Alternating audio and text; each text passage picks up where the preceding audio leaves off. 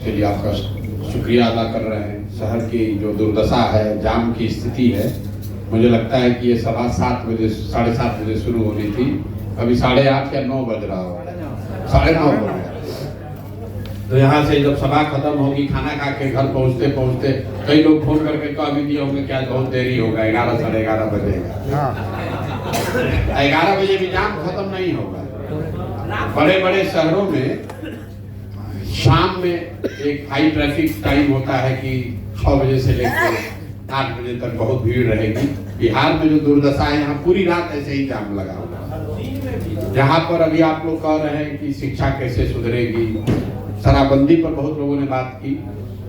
मेरे भाई, यहाँ कुछ नहीं सुधरने वाला है, क्योंकि आप नहीं सुधरने वाले। आप नहीं सुधरने वाले। इतना बढ़िया बढ़िया आप लोग बात बोल रहे हैं।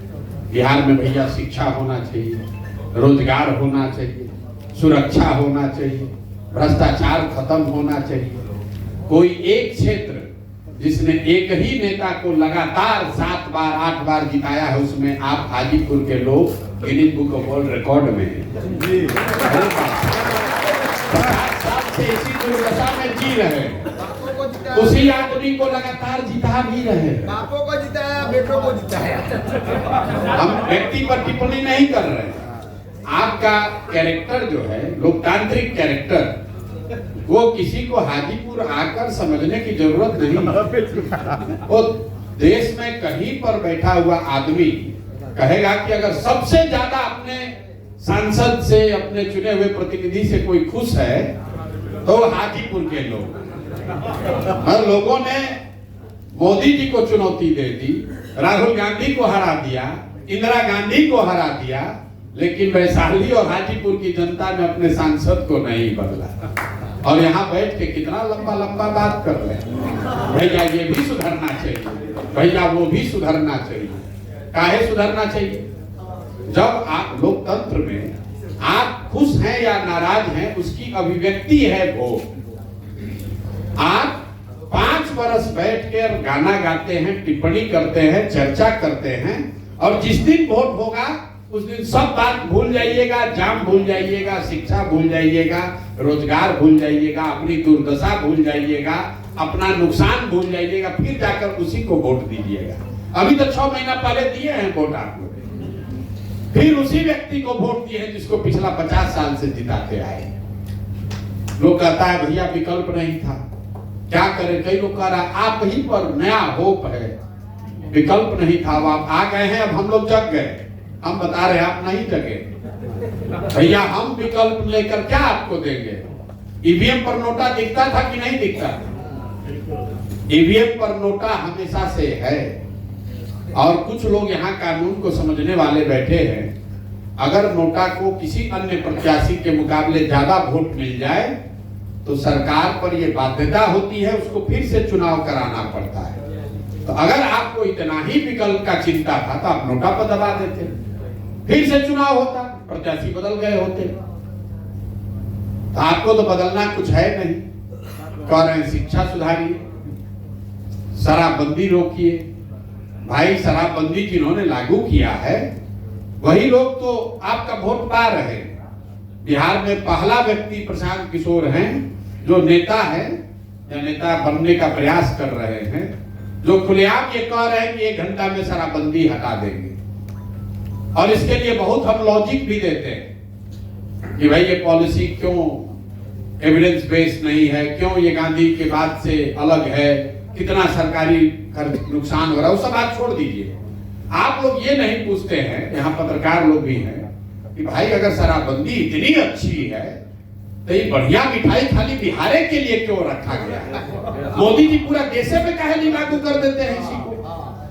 कहता है भाजपा वाला इससे महिला एम्पावरमेंट हो रहा है, महिलाओं का सशक्तिकरण हो रहा है। तो भाई खाली बिहार के महिला का सशक्तिकरण काहे हो रहा है? यूपी में भी महिलाओं का सशक्तिकरण करा दो, पूरा देश ही में करा दो लागू करके। तो ये बढ़िया वाला मिठाई, बढ़िया वाला पॉलिसी बिहार के लिए, वो लोगों के लिए क्यों रखा गया है?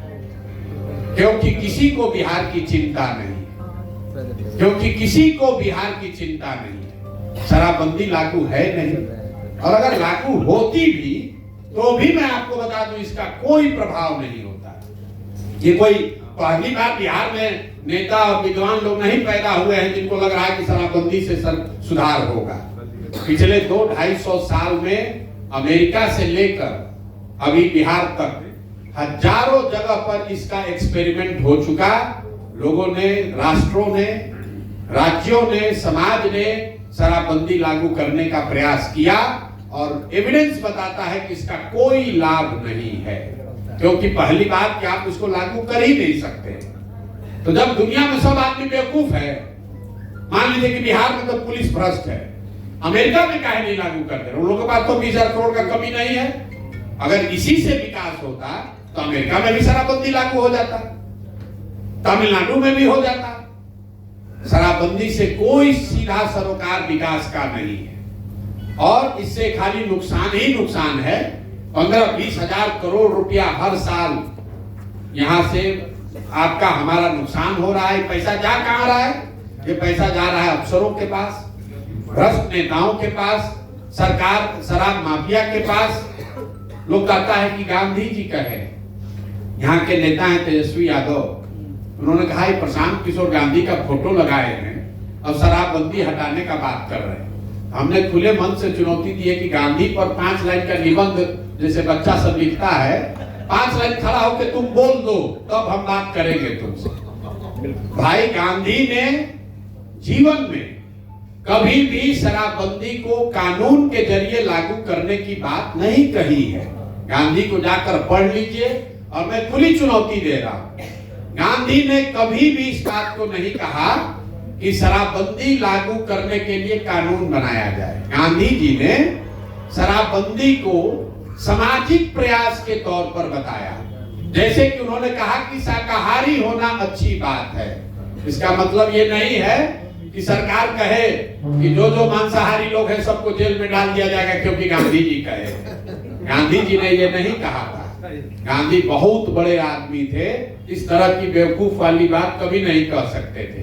उन्होंने ये जरूर कहा कि समाज को, सरकार को ये प्रयास करना चाहिए कि बहुत बड़े पैमाने पर लोग शराब का सेवन न करें। उन्होंने ये नहीं कहा कि कानून बना दीजिए। तो ये अदजल गगरी छलकत जाए जो गांधी को आधा पढ़ा या आधा पढ़ा भी नहीं, खाली सुन लिया, कहा गांधी के नाम पर लागू कर रहे हैं। कुछ लोग कह रहे हैं कि महिलाओं को इससे फायदा है।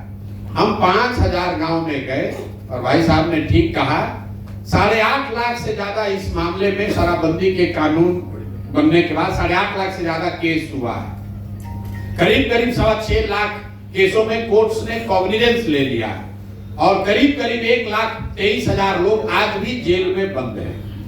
1,23,000 में 99% लोग वो बंद हैं जो सरकार, जो समाज के सबसे गरीब, दबे कुचले, वंचित, मुस्लिम, दलित है, जिसको कोई केस लड़ने वाला नहीं है, वही आदमी जेल में है। और जब उसके घर का कोई आदमी जेल में है तो उस घर की महिलाएं दर दर का ठोकर खा रही हैं, कोर्ट कचहरी में घूम रही हैं, थाना में जा रही हैं, उनका कोई एम्पावरमेंट नहीं है। नीतीश कुमार के बगल में बैठा हुआ सब अफसर और नेता, और हमको नाम लेने की जरूरत नहीं, आपको मालूम है कि मुजफ्फरपुर में कौन शराब बेचवा रहा है और हाजीपुर में कौन बेचवा रहा है, किसी से छुपा हुआ नहीं है, कोई पकड़ने वाला नहीं है। तो इसका कोई फायदा नहीं है। और हम लोग ये कह रहे हैं कि जन स्वराज की सरकार बनेगी तो 1 घंटे के अंदर इसको हटा दिया जाएगा। और शराबबंदी का मान लीजिए कि एक बार बहस के लिए 1 मिनट फायदा है भी, तो अगर फायदा तो तब न होगा जब लागू कीजिएगा। ये तो लागू है कहाँ? शराबबंदी के नाम पर दुकान बंद है, होम डिलीवरी चालू है। और बिहार में बड़े पैमाने पर सूखा नशा, जो हम लोग कभी पंजाब में देखते थे, पहली बार वो लड़का जो बता रहा है सुलेशन की बात, बिहार के गांव-गांव में सूखा नशा फैल रहा है। और समाज को, हमको, आपको अभी अंदाजा नहीं है कि लंबे समय में कितना बड़ा नुकसान बिहार के लोगों का इस शराबबंदी की वजह से हुआ है। क्योंकि एक बार अगर बच्चों को नशे की लत लग गई तो वो प्रशांत किशोर बने या कि कोई दूसरा बने, वो सुधरने वाला नहीं है। जो क्राइम रेट बढ़ता जा रहा है वो क्यों बढ़ रहा है? अगर लड़के को सूखा नशा का आदत लग गया है तो किसी ना किसी को मारेगा ही मारेगा, पैसा नहीं रहेगा तो लूटपाट करेगा ही करेगा। तो शराबबंदी से बहुत लंबा नुकसान बिहार को हुआ है और आने वाले कई वर्षों तक समाज इसका खामियाजा भरेगा। इसलिए नहीं कि नीतीश कुमार ने लागू किया है, इसलिए कि जिस नीतीश कुमार ने लागू किया है उसको हमने आपने मिलकर बार बार जिताकर वहां कुर्सी पर बैठाया है। तो जो गलती जो बोइएगा वो काटिएगा, जो बोइएगा वही काटिएगा, दूसरा कोई उपाय नहीं। आपने कहा शिक्षा सुधारिए, 5 वर्ष में 2.5 वर्ष हो गया हमको 5000 गांव में जाने पर।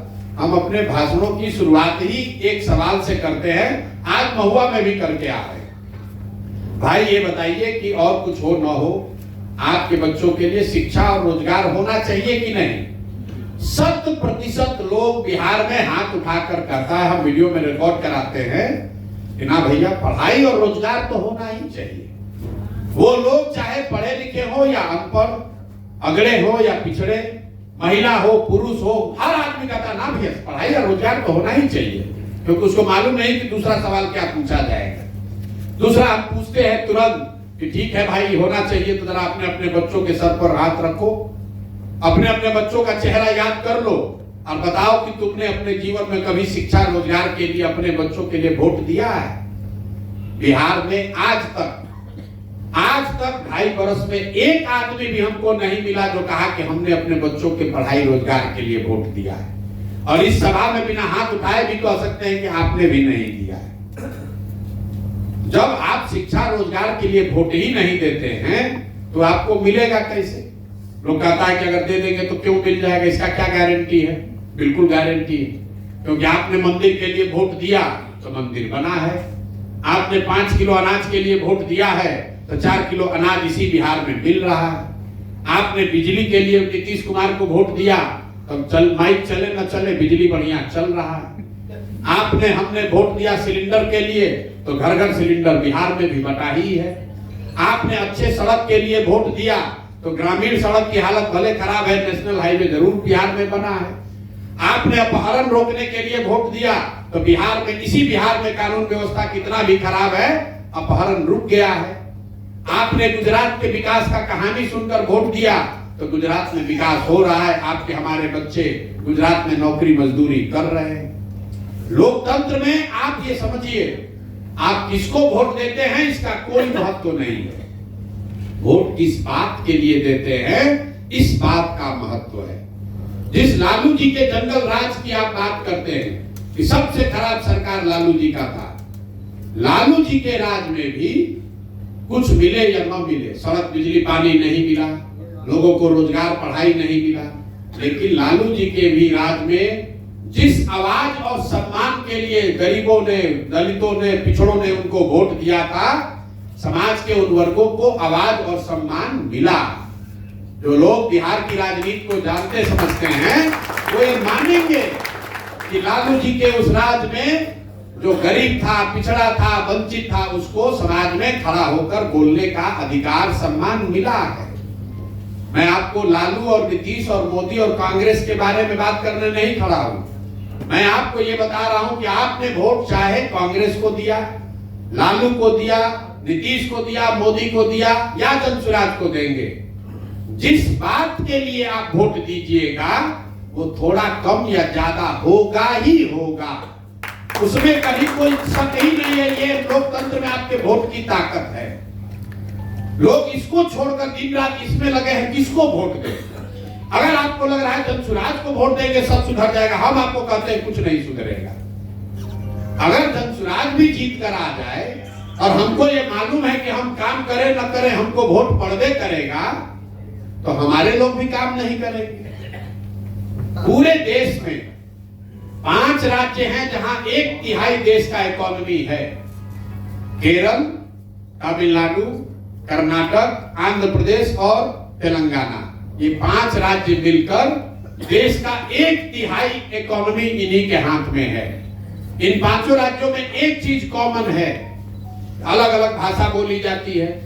केरल में मलयालम बोला जाता है, तमिलनाडु में तमिल बोला जा रहा है, कर्नाटक में कन्नड़ बोला जा रहा है, आंध्र और तेलंगाना में तेलुगु बोला जाता है। अलग अलग पार्टियों की सरकार है, अलग अलग विचारधारा के लोग हैं, लेकिन एक बात कॉमन है। तरक्की क्यों हुई है?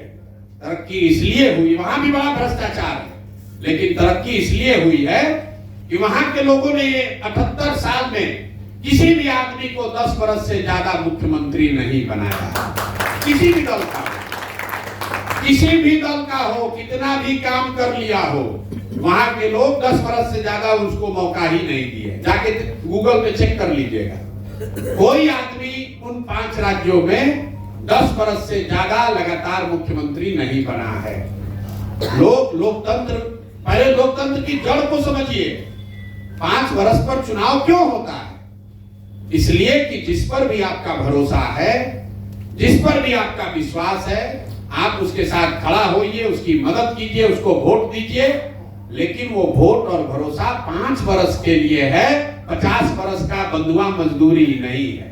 बिहार में क्या है, एक बार वोट दे लिए, एक बार जो लंगी पकड़ लिया, बस उसी को पकड़ के लटका हुआ है। हम तो भैया लालू जी के वोटर हैं, हम तो भैया नीतीश के वोटर हैं, हम तो मोदी को देंगे चाहे कुछ भी हो जाए। तो दोगे तो भोगो, दोगे तो भोगो। कुछ आदमी कह रहा है भैया हम जनसुराज पर काहे भरोसा करें। बात तो ठीक है भाई, जनसुराज पर आप काहे भरोसा कीजिए। जनसुराज वाले भी तो ठग सकते हैं, बिल्कुल ठग सकते हैं। हम आपको बता रहे हैं कि क्यों भरोसा कीजिए।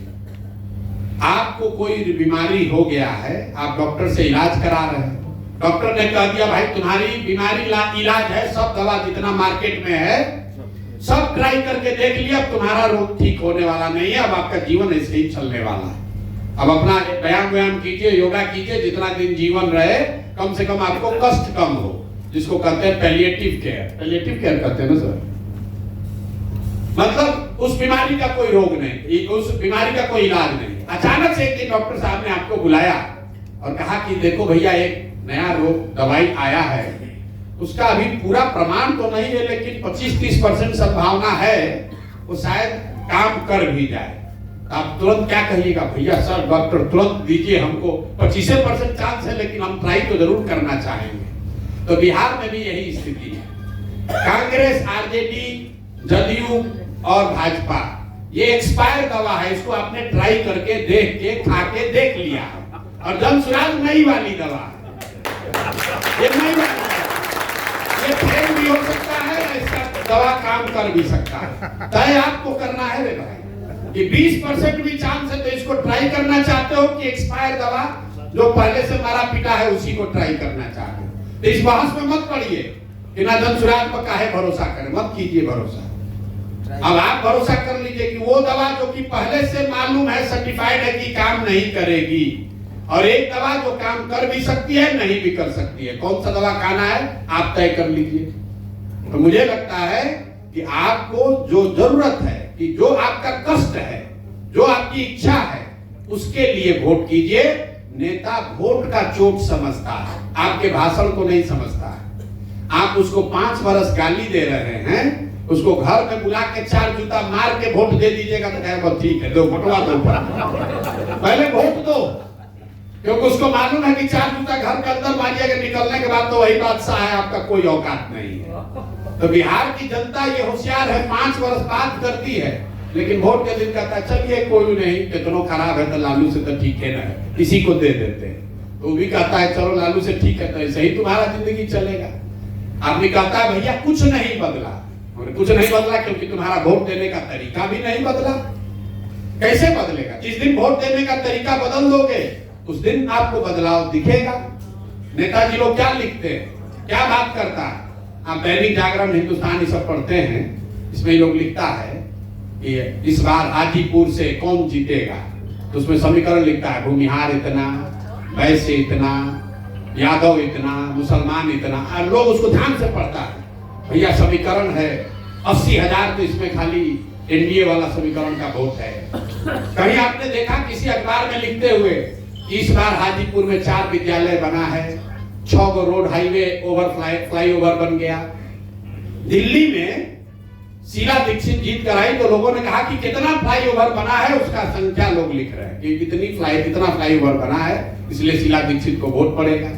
अरविंद केजरीवाल चाहे जितना खराब हो, लोग कम से कम 10 वर्ष कह रहे थे कि शिक्षा सुधार का उसने प्रयास किया, लेकिन बिहार में क्या लिखता है, कितना जाति है, क्योंकि उसको मालूम है कि अंत में तो इसी से गणना होगा कि कितना भूमिहार है, कितना राजपूत है, कितना कुशवाहा है, कितना। तो जिस बात के लिए आप वोट देते हैं उसी की चर्चा होती है, नेता भी वही गणना करता है।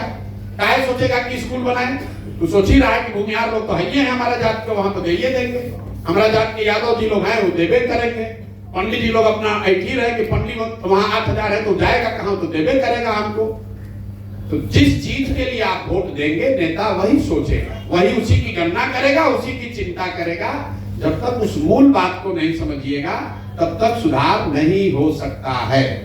प्रशांत किशोर आ जाए या 10 प्रशांत किशोर चले आए, आपको लोकतंत्र में नेता को अकाउंटेबल बनाना है। उसके मन में ये डर होना चाहिए कि अगर वो काम नहीं करेगा तो जनता उसको हटाकर किसी दूसरे को लेकर आएगी, तभी वो काम करेगा। कोई भी आदमी अगर उसको ये डर खत्म हो जाएगा, विद्यार्थी को मालूम है कि परीक्षा नहीं होगा, हमको 80% नंबर आएगा ही, तो कोई पढ़ेगा भाई? कोई नहीं पढ़ेगा।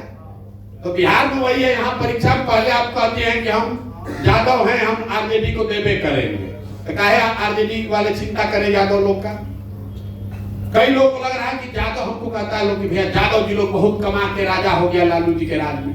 हम मन से कहते हैं कि यादव जी लोग का कोई फायदा नहीं हुआ है। अरे फायदा लालू यादव के परिवार को हुआ, उस आरजेडी से जुड़े हुए यादव नेताओं का हुआ, उन नेताओं से जुड़े हुए ठेकेदारों का, वर्करों का हुआ। यादव समाज का फायदा नहीं हुआ। अगर आपको ये लगता है कि हमारे जात का आदमी बैठ जाएगा तो फायदा होगा, तो आप यादव जी लोग का एग्जाम्पल ले लीजिए। अगर लालू जी के राज में यादव समाज का भला हो जाता तो कम से कम 17% आबादी तो बिहार का धनी हो गया रहता। 17% आदमी तो पढ़ लिख कर राजा हो गया होता। पिछला 75 साल में कौन जात है जिसका मुख्यमंत्री अभी नहीं बना है? अपना अपना जाति का भी लोग कल्याण कर दिए होते तो 50-60% बिहार का भलाई हो गया होता। आज भी यादव समाज के लोग भी 5% 12वीं क्लास पास कर रहे हैं, उनपे कोई सुधार नहीं है, कोई सुधार नहीं है। हाँ, सुधार यह है कि उनको आवाज लालू जी ने दी, आवाज उनके पास है, इसके लिए उनका लालू जी को धन्यवाद मिलना चाहिए।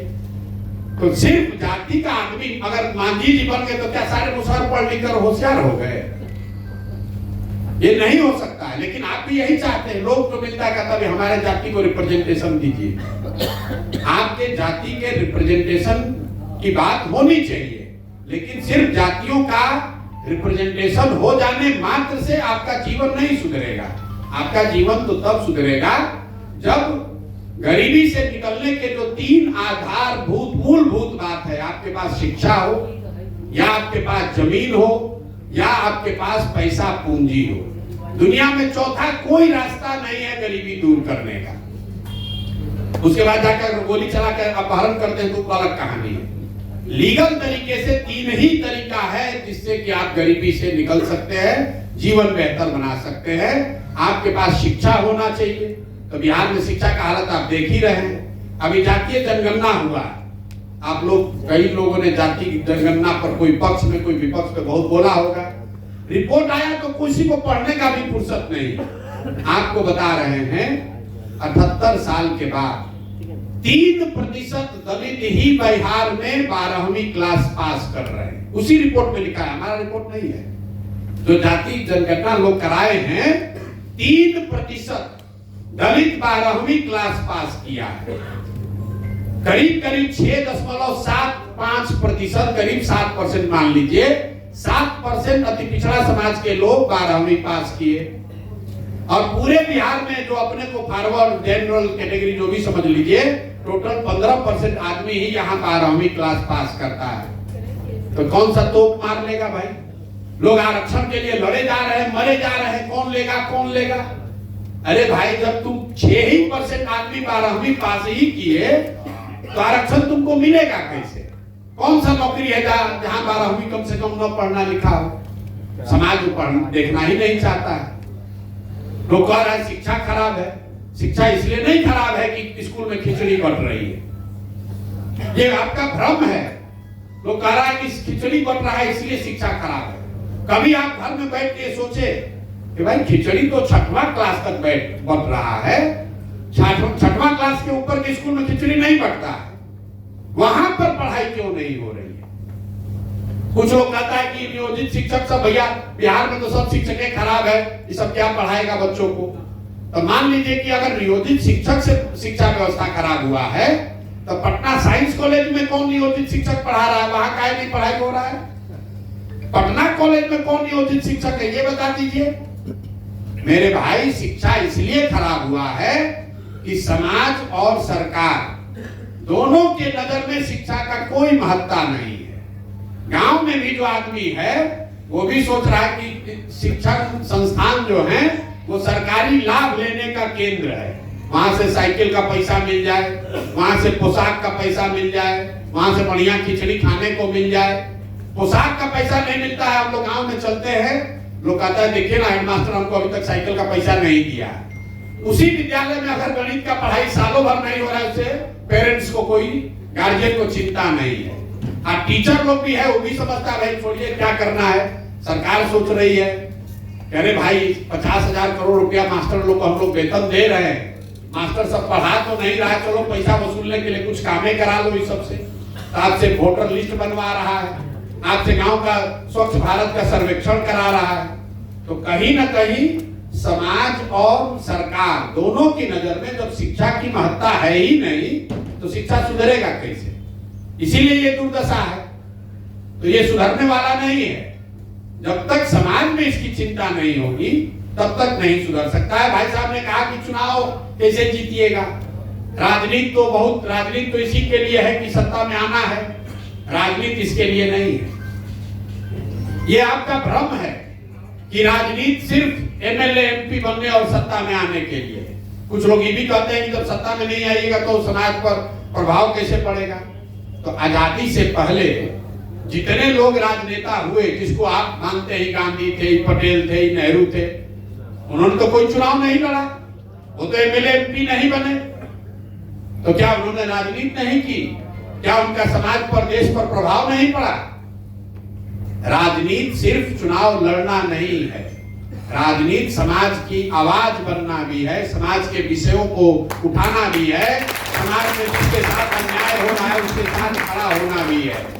तो हम यहाँ सिर्फ चुनाव लड़ने नहीं आए हैं, चुनाव तो लड़ना ही है, लेकिन सिर्फ चुनाव के लिए जब आप राजनीति करते हैं तो विशुद्ध तौर पर यही कहिएगा, आपको मालूम है कि शराबबंदी खराब है, फिर भी कहिएगा नहीं महिला का वोट लेना, इसलिए चुपचाप लगाए रहे। आपको मालूम है कि भूमि सुधार लागू होना चाहिए, लेकिन सोचिएगा नहीं सवर्ण इससे नाराज हो जाएगा, इसलिए नहीं बोलेंगे। इसीलिए जन चुनाव में हम लोग कहते हैं कि एक संकल्प लिया है कि वोट मिले या ना मिले, बात जो सही समझ रहे हैं वो बात समाज के सामने रखेंगे। आपको अच्छा लगे तो मानिए, और ना अच्छा लगे तो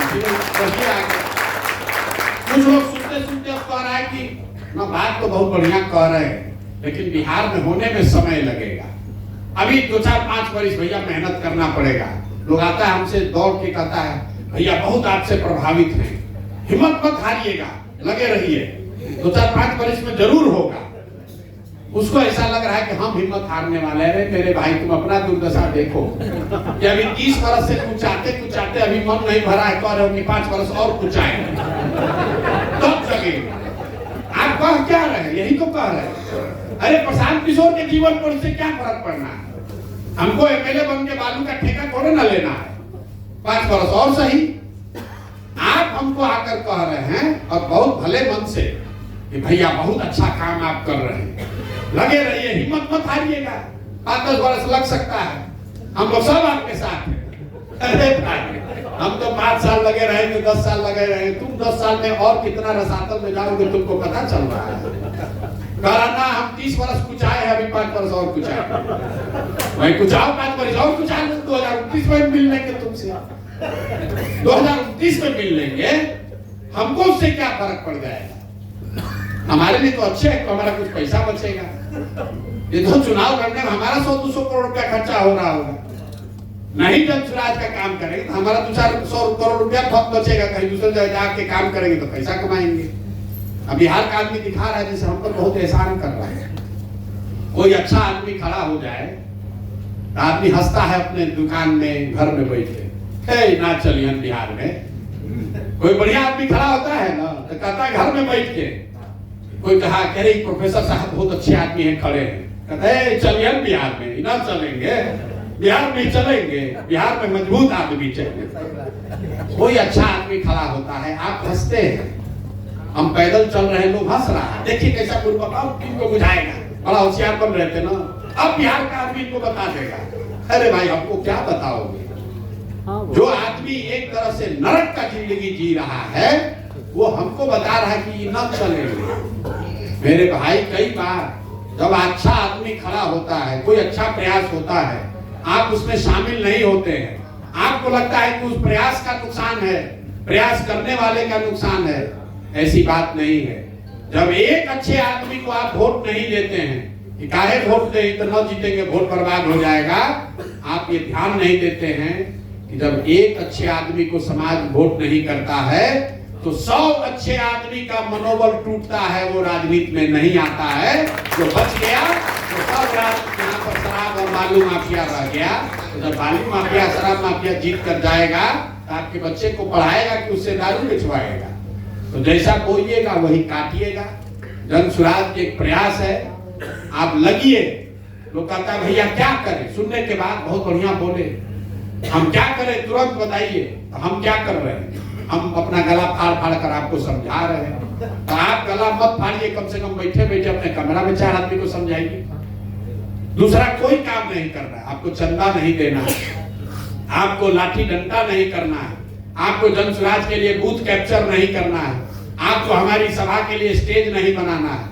आपके संपर्क में जो भी 5, 10, 20, 25 आदमी है, कम से कम उसका दिमाग खोलिए, उसको बताइए कि भाई भाई बिहार में एक मौका है, एक प्रयास शुरू हुआ है, इसमें कंधा लगाओ, नहीं तो जीवन आने वाली पीढ़ी कभी तुमको माफ नहीं करेगी। और एक बात और समझ लीजिए कि प्रयास हम करें या आप करें, प्रयास आज हो या 10 वर्ष के बाद हो, करना तो किसी न किसी बिहार के ही आदमी को पड़ेगा। कोई दूसरा आकर आपको बचाने वाला नहीं। हम आपके व्यक्तिगत सवालों का जवाब नहीं दे रहे। इस संविदा के कर्मी पर आपका क्या विचार है कि प्राइवेटाइजेशन पर क्या क्यों नहीं दे रहे, ये भी बता देते हैं। शिक्षा कैसे सुधारिएगा, क्योंकि ऐसा कोई सवाल आपने अभी तक नहीं पूछा है जिसका जवाब हमने एक बार नहीं सैकड़ों बार गांव-गांव में दिया है, इंटरनेट पे उपलब्ध है, उसको जाकर देखिए। आप अपने आप को प्रबुद्ध बताते हैं, आपको इतना भी नहीं फुर्सत है कि जाकर जन सुराज के बारे में देखें कि प्रशांत किशोर खाली बोल रहा है कि कुछ इसके बाद में दम भी है कि पलायन कैसे रोकेगा। पलायन रोकने के लिए रोज रोज कम से कम 10 मिनट 15 मिनट डेली हम उसका जवाब देते हैं, उसका पूरा ब्लूप्रिंट खाका समझाते हैं कि कैसे 1 साल में बिहार में पलायन बंद कर दिया जाएगा। और आपको वो भी फुर्सत नहीं है। लोग कह रहा है भैया बिहार में जो जन सुराज का चर्चा तो हो रहा है, लेकिन अभी खेत खलिहान अनपढ़ लोग जो है वहां तक बात नहीं पहुंची है। हम आपको बता रहे हैं, उसका कोई चिंता करने की जरूरत नहीं। 5 करोड़ लोग बिहार में ऐसे हैं जो हर महीने मोबाइल पर आते हैं, इंटरनेट पर, यूट्यूब पर, फेसबुक देखते हैं। अगर 5 करोड़ आदमी जो इंटरनेट पर उपलब्ध है वो भी देख ले, समझ ले और आधा आदमी भी जाकर वोट कर दे, उससे भी बिहार बदल जाएगा। आप मजदूर का चिंता मत कीजिए। लेकिन यहाँ पर बैठा हुआ आदमी देख लीजिए, आपके पास तो इंटरनेट है, आप तो अपने आप को राजनीतिक तौर पर सचेत मानते हैं और आपको नहीं मालूम है कि जन सुराज में शिक्षा को सुधारने के लिए क्या कहा जा रहा है, पलायन को रोकने के लिए प्रशांत किशोर ने क्या प्लान बताया। इसीलिए बहुत जमाने पहले मैं बुद्धिजीवियों की मीटिंग में एक कोट है, रोज कहता हूं। प्लेटो ने कहा, if you do not participate in democracy be ready to be ruled by your inferiors. अगर आप समाज में, राजनीति में जागरूक नहीं बनिएगा, उसमें भागीदार नहीं बनिएगा, तो ये लिख कर रखिए कि कोई मूर्ख आदमी राजा बनकर आप पर शासन करेगा। राजनीति में भागीदार बनने का मतलब ये नहीं है कि हर आदमी चुनाव लड़ने लगेगा। भागीदार बनने का मतलब ये है कि कम से कम सामाजिक राजनीतिक तौर पर चेतना आपकी जगी रहनी चाहिए। यहाँ जो प्रयास हो रहा है, आप बैठ के इवेल्युएट कीजिए कि अगर तेजस्वी यादव कह रहे हैं कि हम 2500 रुपया हर महिला को दे देंगे, तो एक नागरिक होने के नाते आपको कैलकुलेटर पर जोड़ना है खाली कि 2500 रुपया अगर कोई आदमी देने की बात कह रहा है तो पूरे बिहार में 6 करोड़ महिला है। अगर 2500 रुपया महीना दीजिएगा तो उसका बजट होगा करीब करीब 1,55,000 करोड़ रुपया साल का। बिहार का योजना बजट है 1 लाख करोड़ का। तेजस्वी यादव का